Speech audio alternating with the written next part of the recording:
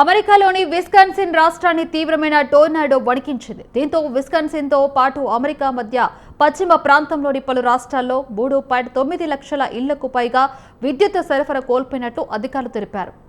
మోనేషా, యాపిల్టన్ నగరాలపై ఇది తీవ్ర ప్రభావాన్ని చూపిందని తెలిపారు. టోర్నాడో ధాటికి ఇళ్ల పైకప్పులు ఎగిరిపోయాయి, భారీ వృక్షాలు నేలకూలాయి. మరోవైపు విద్యుత్ స్తంభాలు పడిపోయి సరఫరా నిలిచిపోవడంతో లక్షలాది మంది తీవ్ర ఇబ్బందులు ఎదుర్కొన్నారు.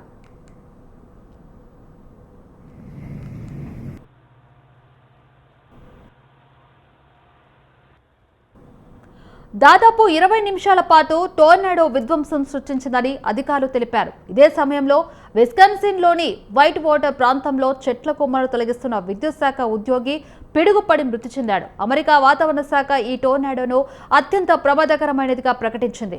సహాయక బృందాలు నష్టాన్ని అంచనా వేయడంతో పాటు శిథిలాల కింద చిక్కుకున్న వారి కోసం సహాయక చర్యలు చేపట్టాయి.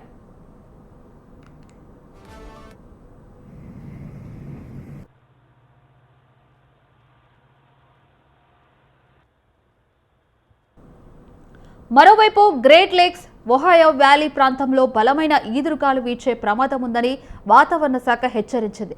ప్రజలు అప్రమత్తంగా ఉండాలని సూచించింది.